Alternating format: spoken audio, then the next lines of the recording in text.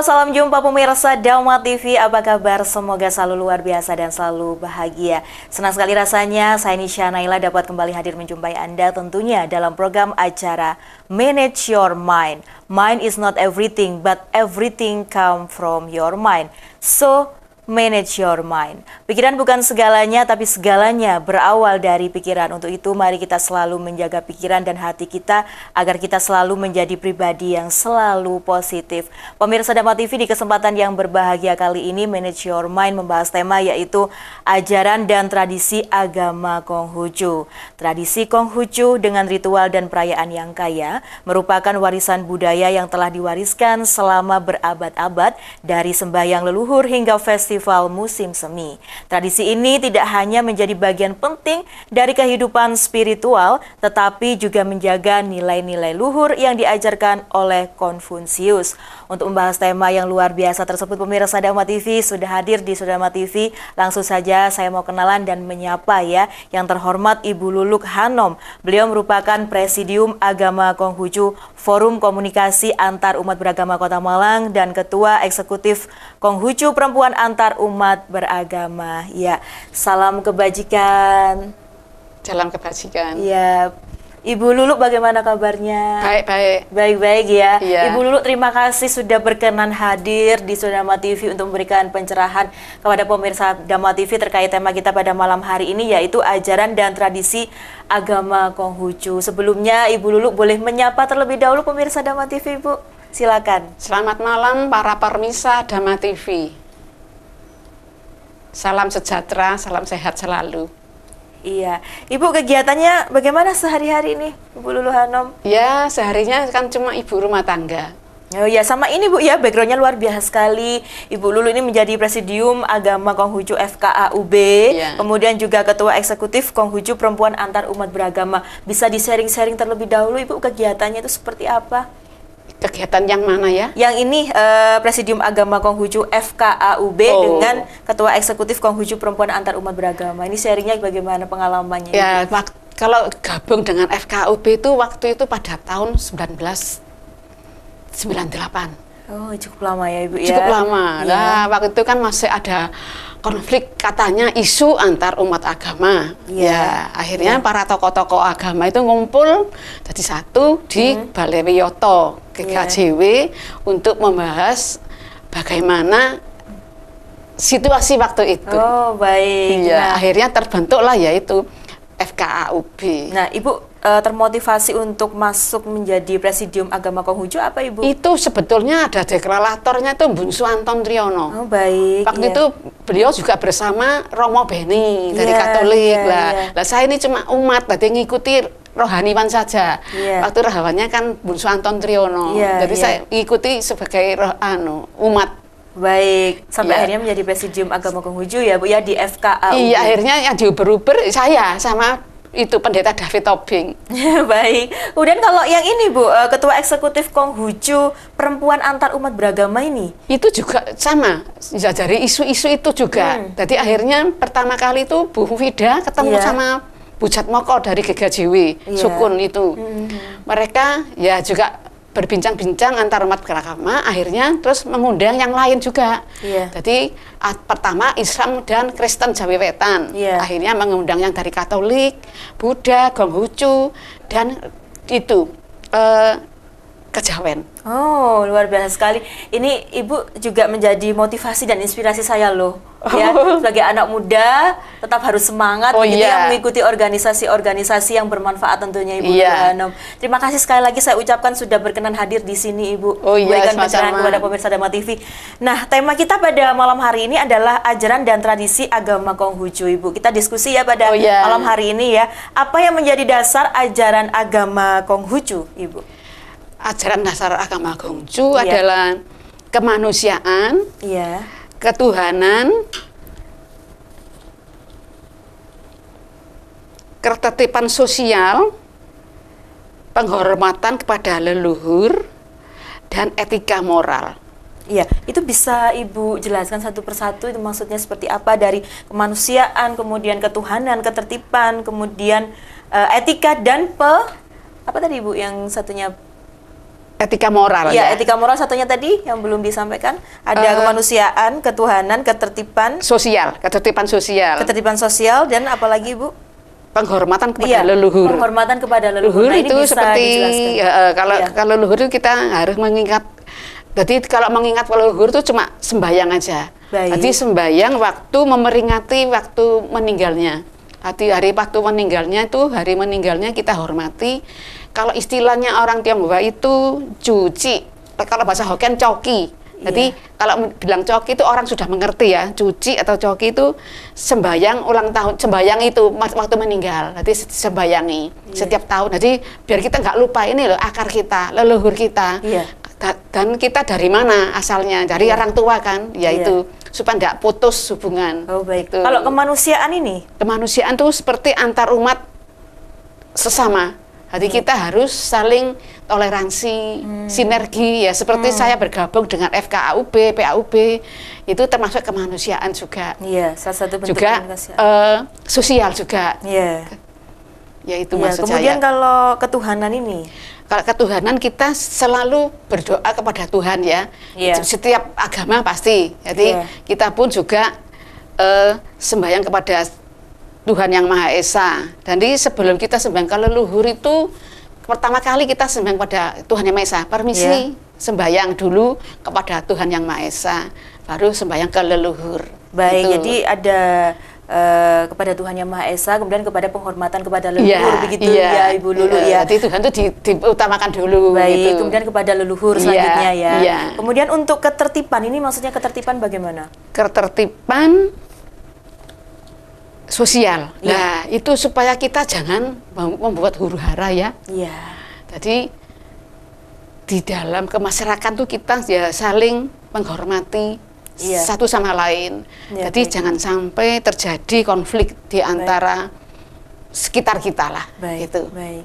Ya, dan yang terakhir adalah etika. Etika moral itu juga penting. Kita harus bisa menjaga diri kita, jaga mulut ya, jaga antar teman gitu.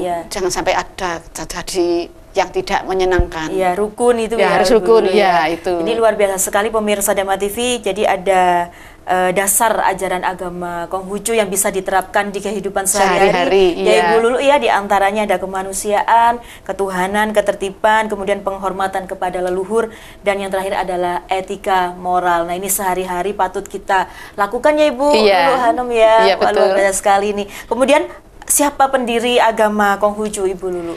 Sebetulnya yang pendiri agama Konghucu adalah Konghucu, itu bahasa Mandarin. Iya.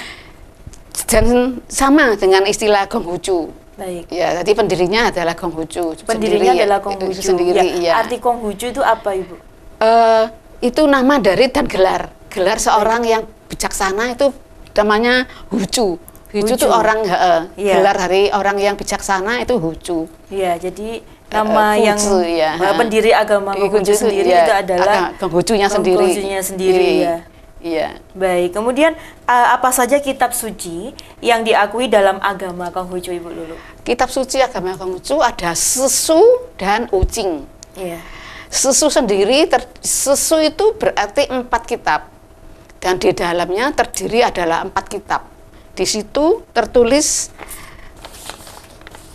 Sesu, Tasye. Pertama Tasye, ajaran besar. Iya. Terus Chongyung ajaran tengah. Lun-I itu percakapan murid-murid Konghucu.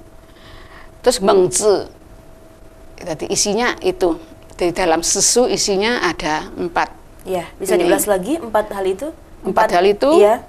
Tasya itu ajaran besar. Ya. Kemudian ajaran besar itu seperti apa Ibu? Contohnya penerapannya seperti apa? Itu di situ ada istilah Tasye zitao, zai ming ming de, zai qin ming, zai zi e ji san. Jadi ajaran besar adalah menerapkan kemanusiaan. Dan kita harus menuju tinggi, menempuh jalan suci. Chongyung. Iya. Chongyung itu ajaran tengah. Jadi kita jadi orang tuh harus tengah. Jadi tidak boleh kiri kanan. Oh, baik, netral begitu kan? Ya, harus netral. Jadi kita tengah ya tengah. Jadi nggak boleh pihak kiri, pihak kanan. Itu Chung Yung. Baik, kalau dalam kehidupan sehari-hari seperti apa itu maksudnya? Kalau dalam ajaran tengah? Bahasanya kalau sehari-hari gitu, jadi kita ya nggak usah bantu orang yang salah. Kiri kanan kan ada yang benar, ada yang salah. Iya. Jadi prinsip kita ya lurus. Jadi kadang saya kalau ngajar anak-anak saya gitu, jadi orang harus tengah. Jadi mungkin ada yang kiri kanan untuk gimana gitu ya, tapi kita harus punya prinsip, kita harus hidup tengah. Itu yang saya ajarkan kepada anak-anak saya. Baik, jadi sebagai manusia kita harus netral begitu netral, ya? Itulah netral. Kan kita tidak tahu ya Ibu Lulu Hanum ya, dalam kehidupan sehari-hari kan kita tidak tahu mana yang betul-betul baik dan betul-betul buruk gitu ya. Kadang-kadang yang buruk pun itu belum tentu buruk ya, Bu Lulu ya, dan baik belum tentu baik gitu ya. Nah kita harus tengah-tengah gitu kah maksudnya Bu Lulu? Iya, maksudnya gitu. Jadi asal kita tengah, jadi tidak mungkin punya kesalahan kalau kita jadi sudah tengah. Baik, jadi harus bersikap tengah begitu ya. Kemudian ajaran selanjutnya Ibu? Lun-I itu adalah percakapan Nabi sama murid-muridnya. Percakapan itu Nabi ajaran apa namanya Ibu? Lun-I namanya. Istilah Lun-I. Iya, kalau di bahasa Indonesianya itu dialek antara murid dan Nabi Konghucu, dan dicatat sama murid-muridnya, terus dibukukan yaitu. Iya, dibukukan. Jadi dari dialek ini percakapan antara Nabi Konghucu dengan murid-muridnya. Ya, Ibu, kita lanjutkan lagi setelah yang satu ini ya, mohon izin ya, tetap dalam program acara Manage Your Mind.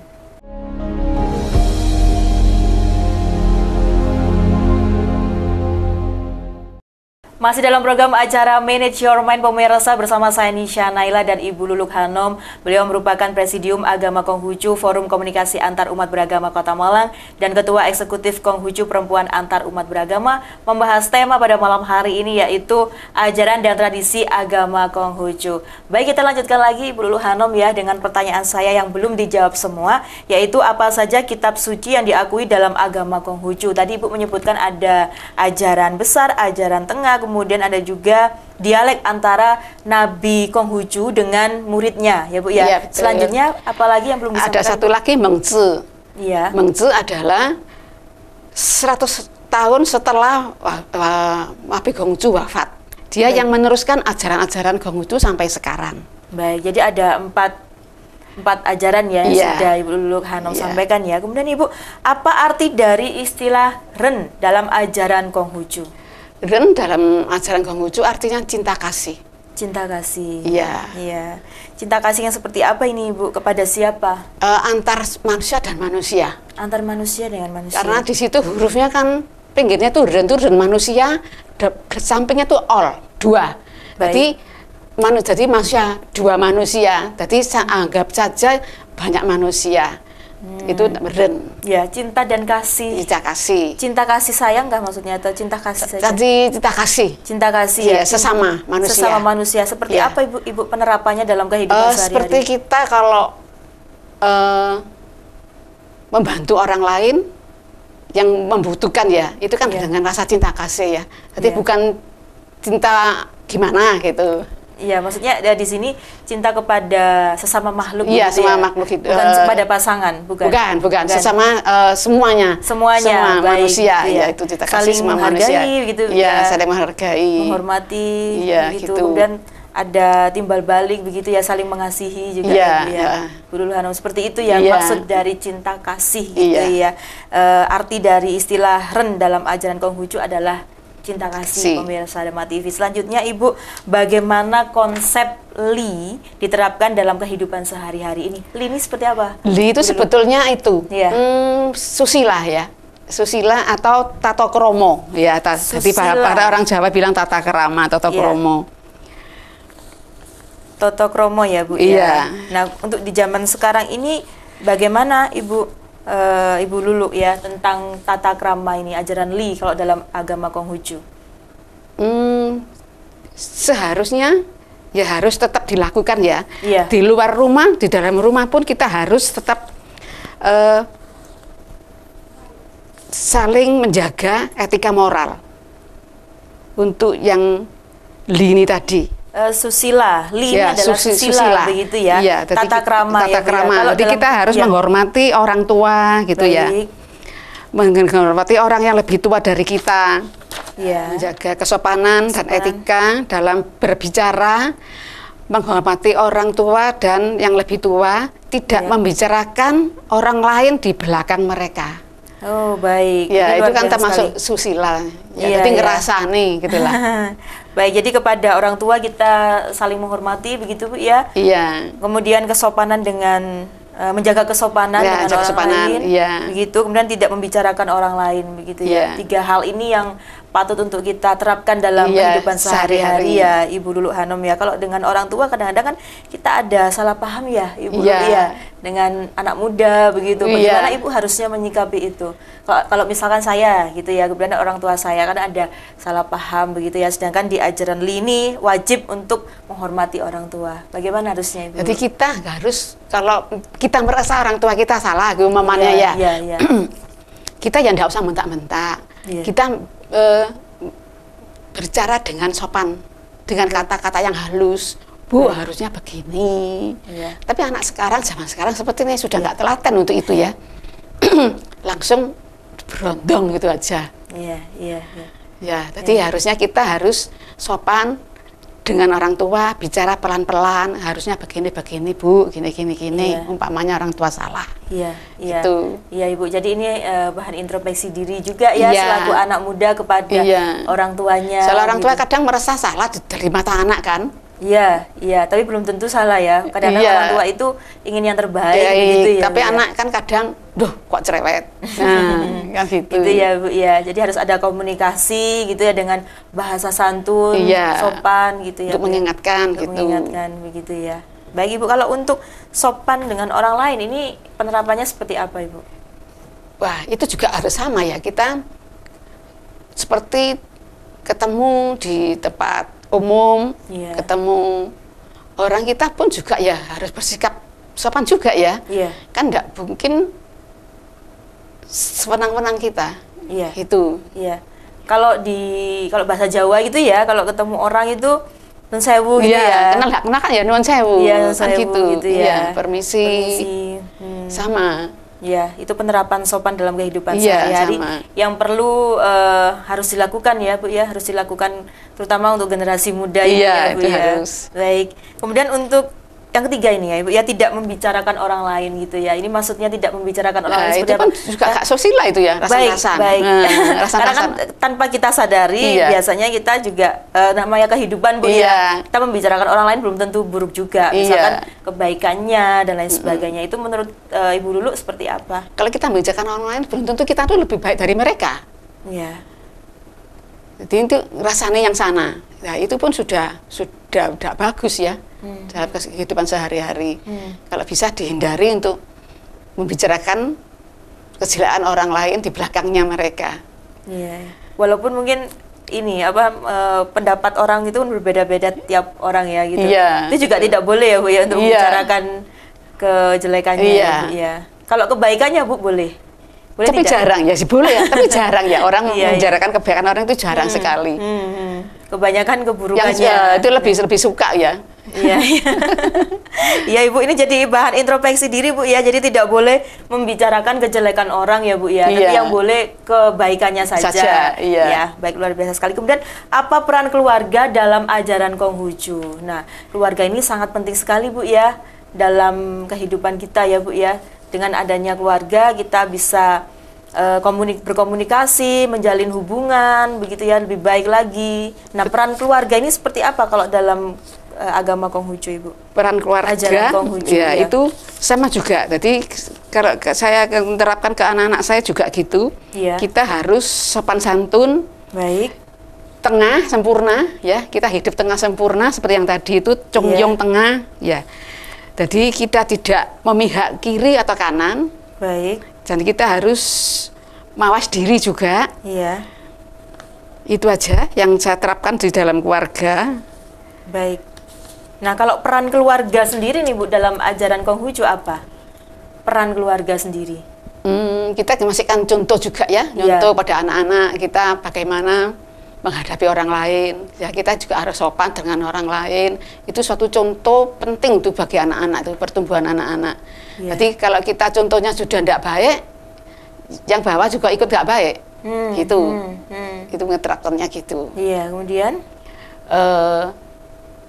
ya kita harus saling menghormati satu sama lain, biar anak-anak juga mengerti ya untuk saling menghormati satu sama lain. Ya, jadi peran keluarga yang dimaksud Ibu Hanum tadi ada sopan santun, kemudian bersikap tengah, Bu ya, tengah sempurna, dan juga yang terakhir adalah selalu mawas diri ya, Bu ya. Mawas diri seperti apa, Ibu Luk Hanum? Mawas diri itu kita jangan berbuat kesalahan ya. Jadi ya itu tadi, menjaga kesopanan itu termasuk mawas diri. Iya. Bicara jangan ngerasani orang lain ya, bicarakan perjalanan orang lain itu juga termasuk mawas diri. Baik. Iya. Baik, kemudian yang berikutnya Ibu, mengapa ritual dan upacara penting dalam agama Konghucu? Jadi ada ritual Bu ya, ritual dan upacara. Nah, mengapa itu penting Bu kalau dalam agama Konghucu Bu?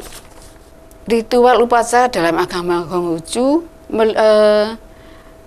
memiliki berbagai tuntunan seperti menunjukkan rasa syukur, memenuhi kewajiban agama, memperkuat ikatan sosial, menunjukkan rasa hormat kepada leluhur. Iya. Itu. Iya, jadi mengapa kok ritual dan upacaranya ini begitu penting Bu kalau dalam agama Konghucu? Supaya kita tahu akar kita, dari mana kita asalnya. Ya, jadi supaya tidak melupakan ritual ini tadi. Jadi dan kita juga bersyukur ya kepada Tuhan, kepada keluarga, supaya kita tetap menjalankan ritual dalam keluarga. Kalau dalam agama Konghucu itu ritual dan upacaranya apa saja Bu biasanya Bu?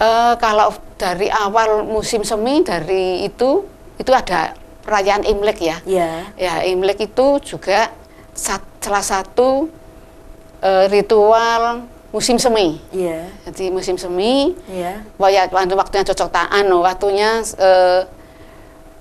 sudah panen ya. Jadi waktu itu panen. Setelah itu bulan itu berarti musim semi. Setelah itu musim panas. Musim panas itu juga ada upacara namanya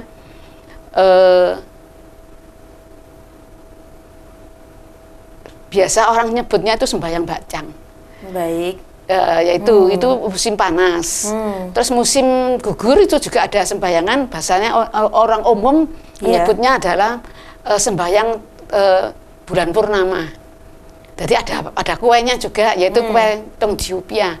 Kan usum dia, kue bulan, mooncake. Nah, itu mooncake ya. Itu yang sudah populer yang di semua elemen ya, orang Tionghoa juga ya, semuanya. Jadi kalau bulan gugur itu ada sembahyang mooncake itu tadi. Setelah itu musim dingin.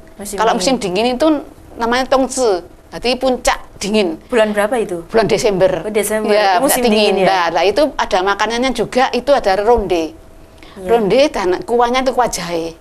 Kan waktu itu musimnya kan dingin ya. Jadi kuahnya jahe supaya hangat. Kan ronde itu kan bulat-bulat. Jadi tujuannya itu harmonis. Warga itu kumpul harmonis. Jadi bentuknya itu bulat-bulat. Ada filosofi tersendiri Bu ya. Ronde itu memang khas memang ya. Iya, khas dari perayaan musim dingin di Tiongkok sana. Jadi semua umat lah, semua umat Tiongkok itu merayakannya. Baik, kemudian ada apa lagi Bu? Itu 4 itu aja. 4 itu tadi ya. Ritual itu. Terus kalau yang untuk yang orang meninggal itu adalah jingbengan. Kalau April itu jingbeng itu sembahyang ke makam-makam. Ke makam leluhur itu. Baik, Ibu Luk Hanum, kita lanjutkan lagi perbincangan kita Ibu ya. Tapi setelah yang satu ini, tetap dalam program acara Manage Your Mind.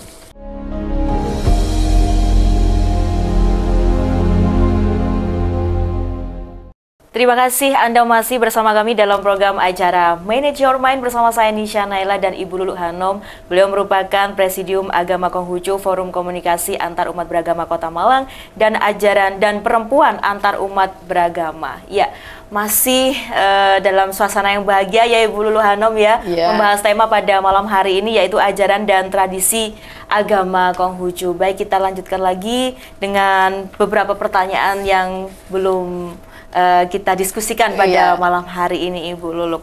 Saya mau bertanya bagaimana pandangan Konghucu tentang moralitas dan etika? Moralitas etika itu termasuk li. Ya, termasuk li itu kan kesopanan juga ya. Jadi kesopanan dalam bahasa Tionghoanya li itu kesopanan. Dan pandangannya itu kita harus ya saling menghormati satu sama lain. Ya. Dan contoh sekarang anak-anak kalau di luar rumah itu juga harus sopan pada orang yang lebih tua, atau di sekolah itu harus sopan dengan pak guru-guru. Dan sesama murid-murid juga kalau bisa ya kita saling menghormati ya, menjaga etika. Gitu aja.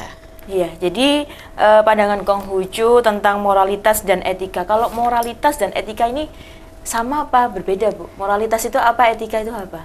Etika itu mungkin pembawaan diri ya. Kita membawakan dirinya itu tidak sembarangan gitu ya. Itu kalau menurut saya ya, etika itu dalam membawakan diri sendiri itu dengan yang sopan ya.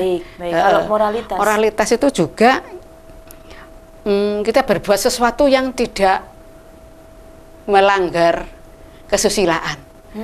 Itu moralitas ya. Iya. Kesusilaan itu apa saja Bu yang tidak boleh dilanggar begitu ya? Iya, yang tidak boleh dilanggar. Iya, apa biasanya? Yang tidak susila jangan dilihat. Itu ada 4 ya. Yang tidak susila jangan lihat. Yang tidak susila jangan didengar. Yang tidak susila jangan diucapkan. Dan yang tidak susila jangan dilakukan. Baik, tidak susila jangan dilihat, tidak susila jangan didengarkan, tidak susila jangan diucapkan, dan tidak susila jangan dilakukan ya. Itu maksudnya bagaimana? Itu seperti yang di Jepang tuh ada kerah, 4 kerah, patung kerah. Yang tidak susila jangan dilihat, itu ditutup matanya. Mulutnya ditutup.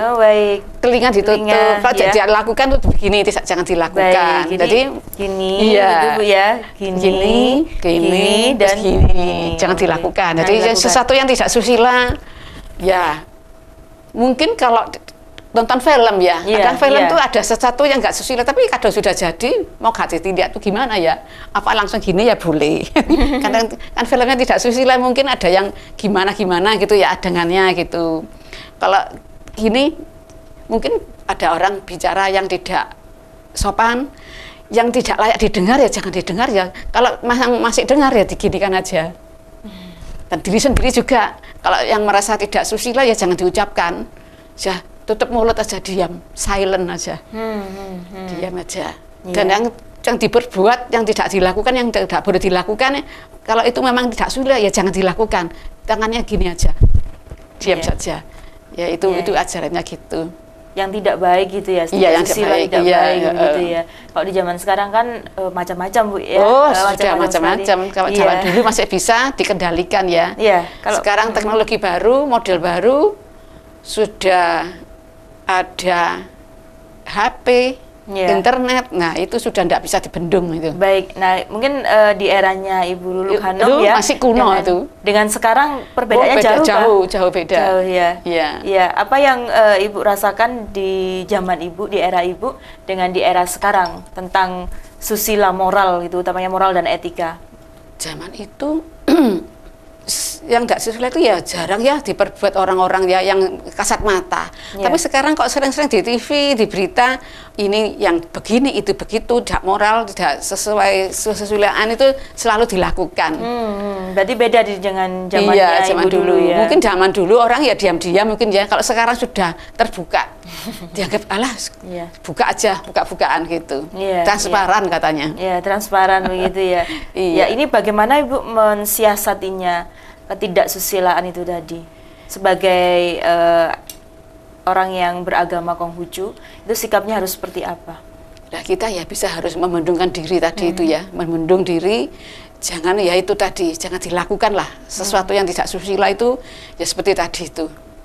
Baik, membentengi dirinya seperti apa, Ibu? Kalau di ajaran Konghucu, apakah ada penerapannya bagaimana membentengi diri agar tidak berbuat ya, yang tidak baik?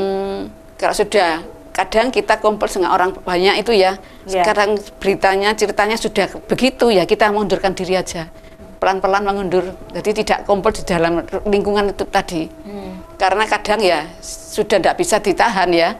Mereka kalau bicara sudah nggak sopan itu ya kita lebih baik mundur aja, tidak nimbrung lagi. Memang kadang ada terjadi di masyarakat gitu.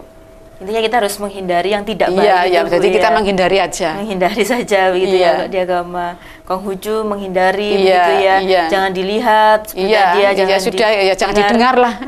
Lebih baik menjauh lah. Itu kadang-kadang sulit, Ibu. Iya, sulit memang ya. Kita tuh kadang-kadang penasaran, ada rasa penasaran, ingin dilihat, ingin didengar gitu ya. Ingin juga melakukan kadang-kadang ya, namanya manusia biasa begitu. Ya, Ibu, tapi membentengi diri ya itu tadi kembali kepada diri kita masing-masing, begitukah Ibu? Iya, betul. Baik Ibu Lulu. Kemudian apa saja nilai-nilai utama yang diajarkan oleh Konghucu, Ibu? Seperti ini. Tadi kan sikap kita hormat itu kan gini, salam kebajikan ya, dengan sikap gini. Nah di sini ini namanya Pakte.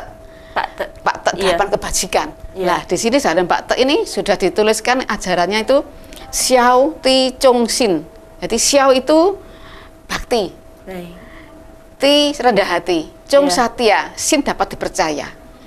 Terus ini kan kiri, dari kiri ini maksudnya ditekankan untuk orang laki. Orang laki. Yang ini kan kanan bersifat perempuan ya. Itu Li I Lian Se. Jadi Li itu tadi susila, ditekankan untuk perempuan tuh harus pandai menjaga kesucian. Li I kesekuen dapat dipercaya. Terus ini Li I Lian Zi, Lian itu suci hati, Zi tahu malu. Jadi ditekankan wanita itu harus tahu malu, jadi bisa menjaga diri. Maka didekap jadi wanita di dalam luar. Jadi ini anggap saja lelaki melindungi yang perempuan. Yang kiri berarti ya? Iya, yang kiri laki-laki. Kiri yang laki, ini kanan perempuan, berarti menutupi. Jadi ini yin yang. Jadi ditutupi gini. Ada yang bilang ini yang baik, ini yang jahat ditutupi. Ada yang bilang ada yang ini perempuan, ini laki. Jadi antara yin yang. Kok filosofinya berbeda-beda ini? Ya beda-beda. Maksudnya ini ajaran yang diterapkan yang gampang ya. Karena kita kalau kita beri salat kan beta tong dian. Ya, terus kan diterjemahkan dengan kebajikan. Ya, teknya kan kebajikan. Jadi di dalam sini nih mendekap 8 kebajikan. Di sini 8 kebajikannya ajarannya itu. Kalau yang Xiao Ti Chong Xin Li I Lian Zi. Kalau di bahasa Indonesia kan apa saja? Xiao-nya itu bakti. Lagu bakti. Xiao Ti. Ti itu rendah hati. Chong satya. Satya ya, satya kepada negara, satya kepada orang tua. Sin dapat dipercaya. Jadi kalau kita nggak dipercaya itu ya tidak mungkin kita bisa hidup bermasyarakat. Itu kepercayaan itu paling penting, kepercayaan. Seperti zaman kuno, setahu saya zaman kuno itu orang itu penting saling percaya. Seperti orang Tionghoa zaman dulu ya, kalau dagang. Kalau orang sekarang telepon itu kan dulu dirapikan ya. Zaman dulu enggak, telepon sudah campur bahu sama kertas-kertas. Terus kertas tanggalan. Umpamanya mereka butuh bantuan, aku butuh ini. Kertasnya sudah enggak layak kertas bagus-bagus gitu. Kertas tanggalan pun dicatat. Suruh pegawainya ke toko lain, saya butuh ini. Karena percaya dikasih sesuatu itu. Jadi pasti pinjam barang karena di sini beli gak ada, minta situ. Cukup gitu aja. Kadang minjem uang, pakai kertas aja pinjam gini-gini. Mungkin membutuhkan berapa gitu, karena saling percaya. Pedagang zaman waktu itu yang diterapkan, yang setahu saya. Baik, seperti itu ya Bu ya. Dapat dipercaya itu penting. Terus yang kiri kanan, yang perempuan ini Li I Lian Si. Li itu kesusilaan. Yang tadi dibahas ya. Li itu kesusilaan. Li I konsekuen bijaksana ya, konsekuen bijaksana. Konsekuen. Lian suci hati. Suci hati. Ya. Terus tahu malu. Tahu malu. Bisa dijelaskan itu Bu, maksud dari kesusilaan, kemudian bijaksana, suci hati, dan tahu malu. Malu, gitu iya. Kalau orang zaman dulu, menurut perempuan tuh malu-malu kucing kan. Nah, kalau zaman sekarang kan istilah kok malah berubah, malu-maluin.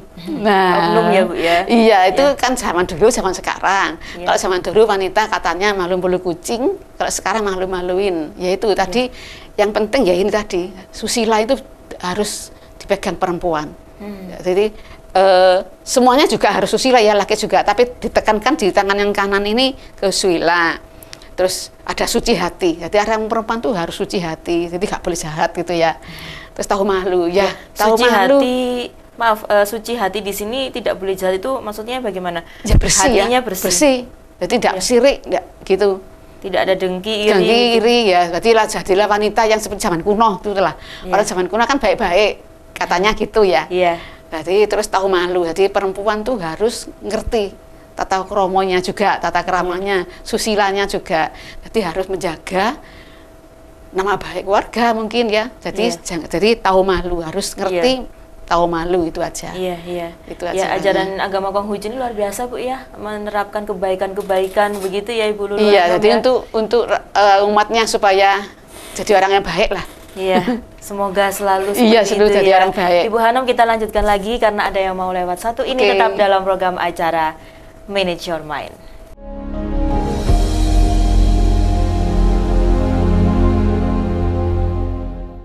Terima kasih Anda masih bersama kami dalam program acara Manage Your Mind bersama saya Nisha Naila dan Ibu Luluk Hanum, membahas tema pada kesempatan kali ini pemirsa, ajaran dan tradisi agama Konghucu. Karena program acara Manage Your Mind ini juga tayang melalui kanal YouTube Dhamma TV.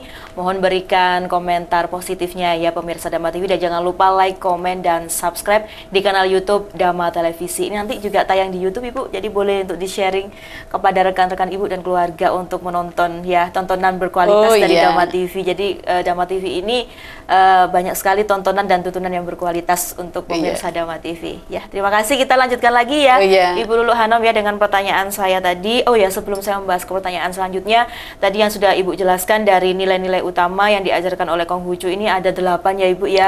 Ada bakti, kemudian rendah hati, satya, kemudian dapat dipercaya, kemudian kesusilaan, bijaksana, suci hati, dan juga tahu malu. Wah, luar biasa sekali. Semoga saya pribadi dan pemirsa Dhamma TV ini dapat menerapkan ajaran Konghucu ya, yang sudah Ibu sampaikan tadi. Ini luar biasa sekali Bu. Jadi saya sambil belajar juga menjadi manusia yang lebih baik. Ya. Pertanyaan saya selanjutnya Ibu, bagaimana Konghucu ini memandang hubungan manusia dengan alam? Jadi ada komunikasi manusia dengan alam ya. Bagaimana memandang agama Konghucu hubungan manusia dan ini tadi alam? Kan ada xiao ya. Xiao itu terhadap xiao tadi kan bakti. Bakti kepada orang tua, manusia, ke alam pun kita harus xiao. Baik. Jadi xiao kepada dari alam itu gini, pohon. Nah ini kita, kalau alam masih ada pohon, jadi kita mau nebang pohon itu juga harus xiao. Iya. Jadi harus bakti juga pada pohon itu. Jadi kalau belum waktunya jangan ditebang. Baik. Jadi menebang pohon pun ada waktunya. Jadi nggak sembarang langsung tebang gitu. Baik, nah, itu cerita dari alam ya, dari tadi alam ya Bu ya. Jadi ada hubungan manusia dengan Tuhan ya, manusia dengan manusia dan manusia dengan alam. Ini juga penting sekali ya, menjaga lingkungan, menjaga lingkungan, ekosistem juga ya. Ibu tadi menyampaikan bahwa tidak boleh menebang pohon sembarangan. Itu maksudnya sembarangan itu seperti apa Ibu? Kalau belum waktunya ditebang kan jadi banjir. Baik, itu tujuannya. Dan juga karena akan merusak lingkungan juga ya, ekosistemnya kan akan terganggu. Gitu. Jadi kita pun juga harus xiao dengan alam. Jadi xiao sendiri bakti itu bukan terhadap manusia, kan manusia juga dengan negara. Kita sama negara pun harus xiao bakti kepada negara, bakti kepada alam semesta. Ekosistem gitu. Ya. Mungkin tidak hanya dengan kita menebang pohon secara sembarangan Bu ya. Apakah ada cara lain itu untuk menjaga hubungan manusia dengan alam Ibu Lulu? Gini, kita juga harus menjaga seperti di kebun ya, ada bunga dan lainnya itu kita harus jaga ya, disiram. Jadi sepertinya kita juga menjaga diri sendiri, juga menjaga negara. Jadi alam juga sama dengan negara ya. Kita kalau negaranya makmur, terus ekosistemnya bagus, lah rakyat kan juga sejahtera. Iya. Itu. Iya. Jadi seperti itu ya Bu Iya. ya.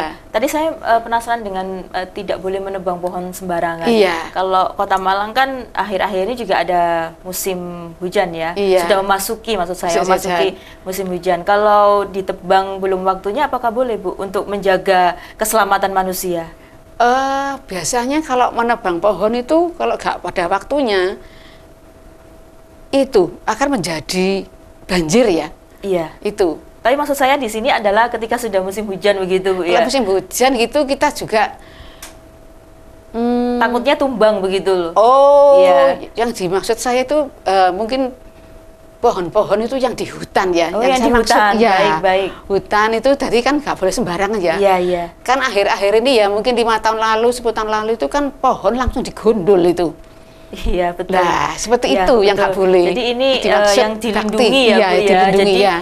pohon-pohon yang dilindungi di Dilindungi hutan itu begitu. jadi nggak sembarangan. Jadi ada waktunya untuk manen pohon itu tadi. Baik, baik, luar biasa sekali. Semoga ini bisa sebagai inspirasi dan koreksi diri kepada pemirsa Iya. Dharma TV. Jangan sampai menebang pohon kalau belum waktunya, Belum terutama waktunya. di hutan Bu Iya, ya, atau hutan itu. yang dilindungi Iya, oleh hutan negara. lindungi, gitu ya. Baik, kemudian apa peran guru dalam tradisi Konghucu Ibu? Jadi ada istilah guru ini adalah pahlawan tanpa tanda jasa ya. Iya, betul. Kalau dalam tradisi Konghucu ini apa peran guru?